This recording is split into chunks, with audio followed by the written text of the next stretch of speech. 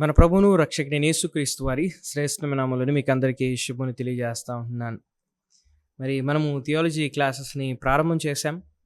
వాటిలోని బిబ్లియాలజీ గురించి నేర్చుకున్నాం. అంటే బైబిల్ గురించి మనం అధ్యయనం చేశాం. అది మొదటి సిద్ధాంతం.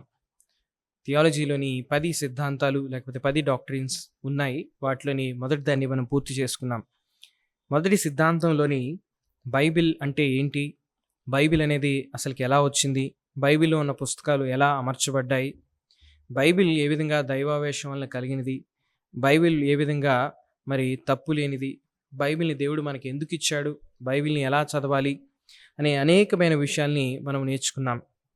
మరి ఈ రోజు నుంచి మనము రెండవ డాక్ట్రిన్ లేకపోతే రెండవ సిద్ధాంతమైనటువంటి థియాలజీ ప్రోపర్ను మనం అధ్యయనం చేయబోతా ఉంటున్నాం. థియాలజీ ప్రోపర్ అంటే తెలుగులోని మరి అది పితృదేవ శాస్త్రంగా తర్జుమా చేయబడింది. పితృదేవ శాస్త్రం. దీంట్లోని మనము ఎవరి గురించి నేర్చుకుని పోతా ఉంటున్నాం అంటే దేవుని బిడ్డలారా, తండ్రి అయిన దేవుని గురించి మనం నేర్చుకుని పోతా ఉంటున్నాం. తండ్రి అయిన దేవుని గురించి మనం నేర్చుకుని పోతా ఉంటున్నాం. దీంట్లోని మరి మనం దేవుని గురించి ఎందుకు తెలుసుకోవాలి, దేవుని యొక్క ఉనికి గురించి, దాని తర్వాత దేవుని యొక్క ఉనికి గురించి ఉన్నటువంటి ఫిలాసఫికల్ ఆర్గ్యుమెంట్స్ అనేవి, దేవుని యొక్క నామాలు, దేవునికి ఉన్న పేర్లు ఏంటి, దాని తర్వాత దేవునికి ఉన్న గుణలక్షణాలు ఏంటి, త్రిత్వ సిద్ధాంతం ఏంటి, దాని తర్వాత దేవుని యొక్క మరి లక్షణాలు ఏంటి, దాని తర్వాత దేవుని యొక్క ప్రణాళిక, దేవుని యొక్క చిత్తం ఏంటి అనే అనేకమైన విషయాలను మనం నేర్చుకొని పోతా ఉన్నాం. మరి ఈరోజు మొదటి క్లాస్ దేని గురించి అని మనం అడిగినట్లయితే, మనం అసలు దేవుని గురించి ఎందుకు తెలుసుకోవాలి, మనము దేవుని గురించి నేర్చుకొని పోతా ఉంటున్నాం, తండ్రి అయిన దేవుని గురించి. ఆ నేర్చుకునే ముందు ఈరోజు మన క్లాస్ దేని గురించి అంటే అసలు మనం దేవుని గురించి ఎందుకు నేర్చుకోవాలి. ఇది ఒక ఇంట్రడక్టరీ క్లాస్ లాంటి. క్లాస్ని ప్రారంభించే ముందు కొన్ని వచనాలు నేను హోషేయ గ్రంథంలో నుంచి చదువుతాను. హోషేయ గ్రంథం 6వ అధ్యాయం మొదటి 3 వచనాలు. మనము యెహోవా యొద్దకు మరలుదము రండి, ఆయన మనలను చీల్చివేసెను, ఆయననే మనల్ని స్వస్థపరచును, ఆయన మనలను కొట్టెను, ఆయనే మనలను బాగు చేయను, 2 దినములైన తర్వాత ఆయన మనలను బ్రతికించును, మనము ఆయన సముఖమందు బ్రతుకున్నట్లు 3వ దినమున ఆయన మనలను స్థిరపరచును. యెహోవాను గూర్చిన జ్ఞానము సంపాదించుకుందుము రండి, యెహోవాను గూర్చిన జ్ఞానము సంపాదించుకున్నటకు ఆయన అనుసరించుదము రండి అని చెప్పేసి హోషేయ అనే ప్రవక్త ఇశ్రాయేలు ప్రజల్ని పిలుస్తూ ఉన్నాడు. ఈ వచనాల్ని మనం సరిగా అర్థం చేసుకోవడానికి కొంత బ్యాక్గ్రౌండ్ అనేది మనకి చాలా ముఖ్యమైనది. ఈ మాటలు రాసింది ఎవరంటే హోషేయ అనే ప్రవక్త. ఈయనని చిన్న ప్రవక్త అని పిలుస్తారు. చిన్న ప్రవక్త, పెద్ద ప్రవక్తలు అనేవి ఉన్నవి. వాటిలోని మరి హోషేయ చిన్న ప్రవక్త పుస్తకంగా పిలువబడతా ఉంది. ఈయన ఇశ్రాయేలు రాజ్యానికి చివరి ప్రవక్తగా ఉన్నట్లు మనం చూస్తూ ఉంటాం. ఈ మాటలను అర్థం చేసుకోవడానికి ఈ మాటల యొక్క సందర్భం అనేది మనము గమనించాలి. దేవుడు అబ్రహాముని ఎన్నుకున్నాడు. అబ్రహాముని ఎన్నుకొని దేవుడు అబ్రహాంకి ఒక వాగ్దానాన్ని ఇచ్చాడు. నీ కుటుంబం ద్వారా లేకపోతే నీ సంతతి ద్వారా నేను సమస్త దేశాలను, సమస్త ప్రజలను నేను ఆశీర్వదిస్తానని దేవుడు చెప్పాడు. మరి అబ్రహాము సంతానం వచ్చింది. వచ్చిన తర్వాత యాకోబు నుంచి 12 గోత్రాలుగా 12 కుమారులుగా 12 కుమారులు 12 గోత్రాలుగా వచ్చారు. ఆ 12 గోత్రాలు ఒక దేశంగా ఏర్పడింది. ఆ దేశాన్ని ఇశ్రాయేలు దేశం అని మనం పిలుస్తాం. వారు బానిసత్వంలో ఉన్నారు.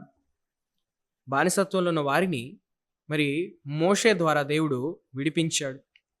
విడిపించి వారికి వాగ్దానం చేసినటువంటి మరి వాగ్దాన భూమి అయిన కానానుకు, పాలు తేనెలు ప్రవహించే దేశానికి వారిని దేవుడు నడిపించాడు. నడిపించిన తర్వాత మరి యెహోషువ ఆధ్వర్యంలో ఉన్నంతకాలం కూడా ప్రజలు మరి వాగ్దాన భూమిలోకి వచ్చిన తర్వాత చాలా ఆనందంగా, సంతోషంగా జీవించారు. వారు దేవుణ్ణి సేవించారు. కొన్ని సందర్భాల్లోని వారు దేవుణ్ణి వ్యతిరేకించినప్పటికీ మరలా దేవుడు వారితో మాట్లాడినప్పుడు వారు దేవుణ్ణి వారి పాపానికి పశ్చాత్తాపడి దేవుని ఎదుకు వచ్చారు. దాని తర్వాత మనం చూసినట్లయితే మరి న్యాయాధిపతుల కాలంలోని దేవుని నెరగని ఒక తరం పుట్టగా అని మనం వాక్యం చూస్తూ ఉంటాం. అటువంటి సందర్భంలోని ప్రజలు తమకు నచ్చినట్టుగా జీవిస్తూ ఉన్నారు. దేవుడు లేడు అన్నట్టుగా జీవిస్తూ ఉన్నారు. అట్లాంటి పరిస్థితుల్లోని దేవుడు వారికి న్యాయాధిపతులను ఇచ్చాడు. అటు తర్వాత ప్రజలు మనం గమనించినట్లయితే సమూయేలు గ్రంథం దగ్గరికి వచ్చేటప్పటికి వారు రాజును కోరారు. ఇతర దేశాలకి రాజు ఉన్నాడు, అదే రీతిగా మాకు కూడా రాజు కావాలని చెప్పేసి రాజు కోరారు. వాళ్ళ కోరిక చొప్పున దేవుడు రాజుని అనుగ్రహించాడు. మొదటి రాజు సౌలు, సౌలు తర్వాత రాజుగా చేయబడ్డ వ్యక్తి దావీదు. దావీదు పరిపాలన చేశాడు. దావీదు పరిపాలన చేసిన తర్వాత ఆయన కుమారుడైన సొలొమోను రాజయ్యాడు. ఆయన కుమారుడైన సొలొమోను తర్వాత మరి రాజ్యము చీలిపోవడం అనేది మనం చూస్తూ ఉంటాం. ఇశ్రాయేలు 10 గోత్రాలుగా, యూదా 2 గోత్రాలుగా విడిపోవడం చూస్తూ ఉంటాం. ఇక్కడ మనం చూసినట్లయితే ఈ సందర్భంలోని హోషేయ ఎవరితో మాట్లాడుతున్నాడంటే ఇశ్రాయేలుతో మాట్లాడుతూ ఉంటున్నాడు. దేవుని యొద్దకు రండి, జ్ఞానం సంపాదించుకున్నట్టుకు రండి అని చెప్పేసి పిలుస్తూ ఉంటున్నాడు. ఇశ్రాయేలు దేవుని మరచి పాప సంబంధమైన క్రియలు జరిగిస్తూ వేషధారణ కలిగి జీవిస్తూ ఉంది. విగ్రహారాధన చేస్తూ ఉంటున్నారు. బయలుదేవతకి వారు మరి బలులు అర్పిస్తూ ఉంటున్నారు, నిజమైన దేవుని విడిచిపెట్టి. అటువంటి పరిస్థితులని దేవుడు హోషేయ అనే ప్రవక్తను పంపించి ప్రజలను హెచ్చరిస్తూ ఉన్నాడు. ఆ పరిస్థితుల్లోని, ఆ సందర్భంలోని రాయబడిన మాటలు ఇవి. ఇంకా కొన్ని మాటలను నేను హోషేయ గ్రంథంలోని చదువుతాను. 4వ అధ్యాయంలోని 1-8 వచనాలు. హోషేయ పిలుస్తూ ఉంటున్నాడు, ఇశ్రాయేలులారా, యెహోవా మాట ఆలకించుడి. సత్యమును కనికరమును దేవుని గూర్చిన జ్ఞానము దేశమందు లేకపోవడం చూచి యెహోవా దేశ నివాసులతో వాద్యమాడుచున్నాడు. అబద్ధ సాక్ష్యము పలుకుటియు, అబద్ధం ఆడుటయు, హత్య చేయుటయు, దొంగిలించుటయు, వ్యభిచరించుటయు వాడుకాయను. జనులు కన్నం వేసెదురు, మానక నరహత్య చేసెదురు. ఇక్కడ గమనించండి, నా జనులు జ్ఞానము లేని వారే నశించుచున్నారు. నీవు జ్ఞానము విసర్జించి ఉన్నావు గనుక నాకు యాజకుడు కాకుండా నేను నిన్ను విసర్జించు. నా జనులు పాపములను ఆహారముగా చేసుకుందురు గనుక జనులు మరీ అధికముగా పాపము చేయవలని వారు కోరుదురు.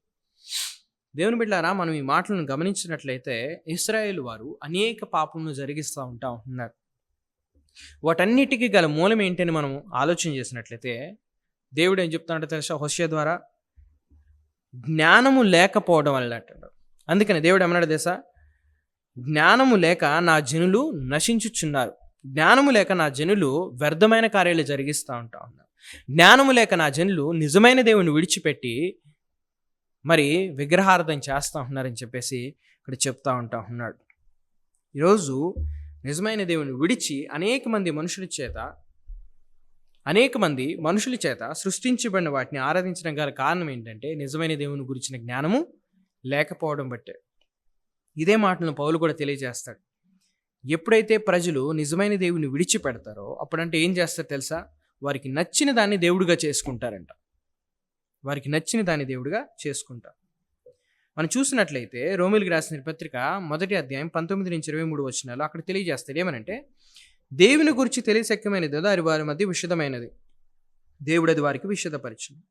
ఆయన అదృశ్య లక్షణాలు, ఆయన నిత్యశక్తియు, దైవత్వము, జగత్పది మొదలుకొని సృష్టించబడిన వస్తువులు ఆలోచించడం వలన తేటపడుచున్నది కనుక వారు నిరుత్తరులే. మరియు వారు దేవుని ఎరగయు ఆయన్ను దేవునిగా మహింపరచలేదు, కృతజ్ఞతాస్తుతులు చెల్లించలేదు. కానీ తమ వాదములందు వ్యర్థులేరి. వారి అవివేక హృదయములు అంధకారం ఆయను, తాము జ్ఞానమని చెప్పుకొనచ్చు బుద్ధిహీనులేరు. వారు అక్షయుడకు దేవుని మహిమను క్షేమకు మనుషులకి, పక్షులకి, పురుగుల యొక్క ప్రతిమా స్వరూపంగా మార్చిరి.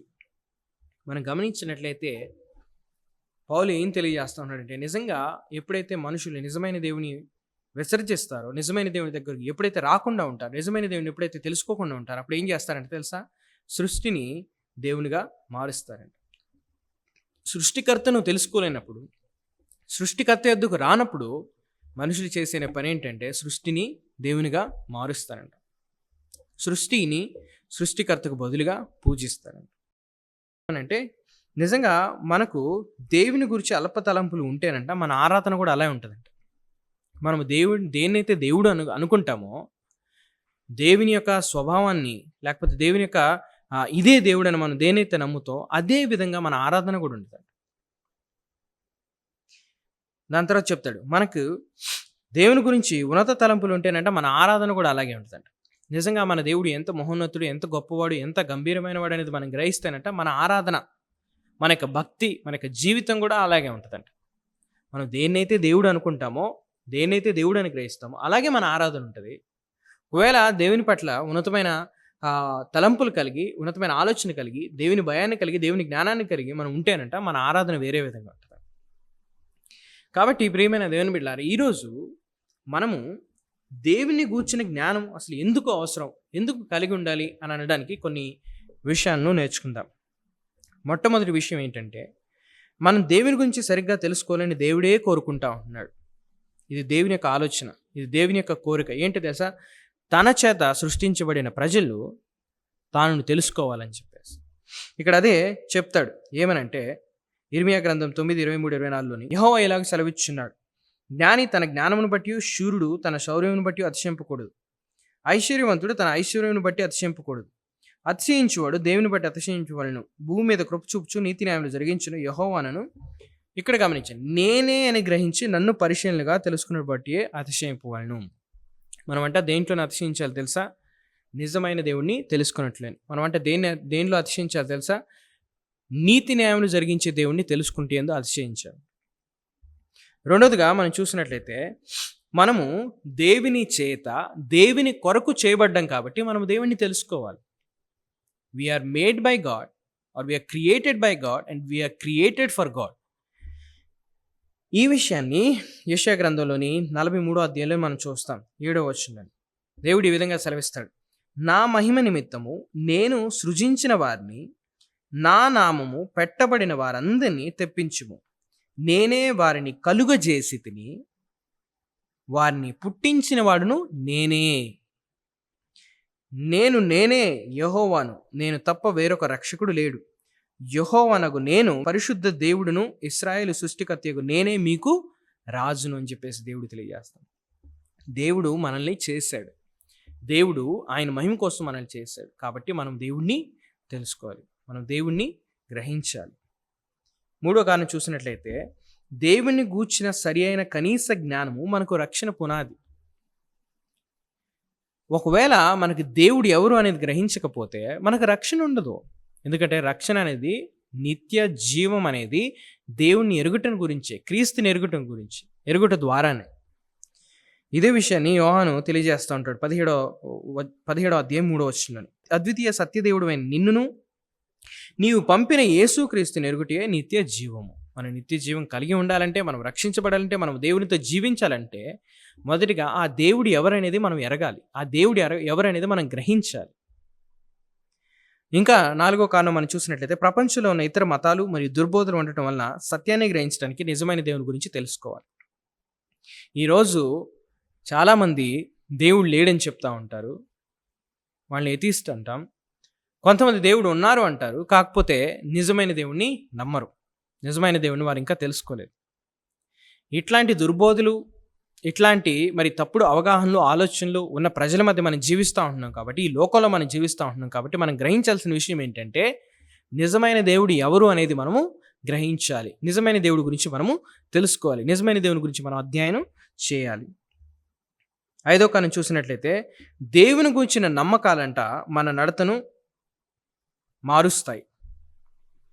దేవుని గురించిన నమ్మకాలంట మన నడతను మారుస్తాయంట.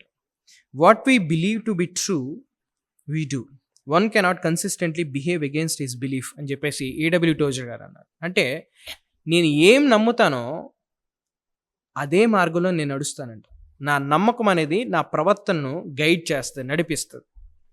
ఒకవేళ నేను ఆరాధన లేకపోతే దేవుడు ఇది అని నేను నమ్మితే నేను ఆ యొక్క ఆలోచన కలిగే నేను నడుస్తూ ఉంటాను. ఒకవేళ నిజమైన దేవుడు ఈయన అంగీకరించాలంటే, లేకపోతే ఈయనతో నేను జీవించాలంటే నా పాపాలు నేను ఒప్పుకోవాలి, ఈయన పరిశుద్ధుడు అనేది ఎప్పుడైతే నువ్వు గ్రహిస్తావో అప్పుడు నువ్వు ఆలోచించే విధానం, నువ్వు జీవించే విధానం వేరేగా ఉంటుంది. నువ్వు ఏదైతే నమ్ముతావో అది నీ ప్రవర్తన, నీ నడవడిక గురించి ఎఫెక్ట్ చేస్తుంది. కాబట్టి మనం నిజమైన దేవుని గురించి తెలుసుకోవాలి. ఇంకా మనం దేవుణ్ణి ప్రేమించాలి అంటే మనము ఆయన్ను తెలుసుకోవాలి. ఆయన ఎలా తెలుసుకుంటాం? ఆయన వాక్యం ద్వారా. మనము దేవుణ్ణి తెలుసుకొనుకోకుండా మనం ఆయన ప్రేమించలేము. ఆయన్ని ఎలా ప్రేమించగలము అంటే ఆయన ఆజ్ఞలను పాటించడం ద్వారా. ఆయన ఆజ్ఞలు ఎక్కడ తెలుస్తాయంటే బైబిల్లోని. ఆయన ఆజ్ఞలు అన్నీ కూడా రాయబడ్డాయి. అందుకని ఆయన చెప్తాడు దేవుని ప్రేమించడం అంటే ఏంటంటే ఆయన ఆజ్ఞలను గైకొనుటే. కాబట్టి మనము దేవుని ప్రేమించాలనంటే ఫస్ట్ ఆయన ఎవరు, ఆయన ఎలాంటి వాడు, ఆయన దేన్ని ప్రేమిస్తాడు, ఆయన దేన్ని ద్వేషిస్తాడు అనేవి మనం గ్రహించాలి. మనం దేవుని ప్రేమించాలంటే మనం దేవుని గురించి తెలుసుకోవాలి. చివరిగా మనం దేవునిలో ఎదగాలి అంటే మనము దేవుణ్ణి తెలుసుకోవాలి. దేవుని స్వారూప్యంలోకి మార్చబడాలి అంటే మనం దేవుణ్ణి తెలుసుకోవాలి. ఒకవేళ దేవుడు పరిశుద్ధుడు అనేది మనం గ్రహించకపోయామనుకోండి, మనం ఆయన స్వరూపంలోనికి మార్చబడలేము. ఒకవేళ దేవుడు ఆయన తప్పు చేయడు, చెడుని ఆయన ద్వేషిస్తాడు, కీడుని ఆయన జరిగించుడు అనేది మనం గ్రహించలేదనుకోండి, మనం ఆయన స్వరూప్యంలోకి ఆయన వలె మనం ఉండలేం. కాబట్టి మనం ఆయనలాగా మారాలి అనంటే, మనం ఆయనలాగా జీవించాలి అనంటే, మనము ఆయనను తెలుసుకోవాలి. కాబట్టి దేవుని బిడ్డలారా మనం గ్రహించాల్సిన విషయం ఏంటంటే, మనము దేవుని ఎందుకు తెలుసుకోవాలంటే, మనం ఆయన ప్రేమించడానికి. మనము దేవుని ఎందుకు తెలుసుకోవాలంటే, మనం ఆయన చేత చేయబడ్డాం కాబట్టి, ఆయన కొరకు చేయబడ్డాం కాబట్టి. మనము ఎందుకు దేవుని గురించి తెలుసుకోవాలంటే, ఆయన కోరుకుంటా ఉంటున్నాడు మనం దేవుని గురించి తెలుసుకుని మనం దాంట్లోనే అతిశయం పొందాలని.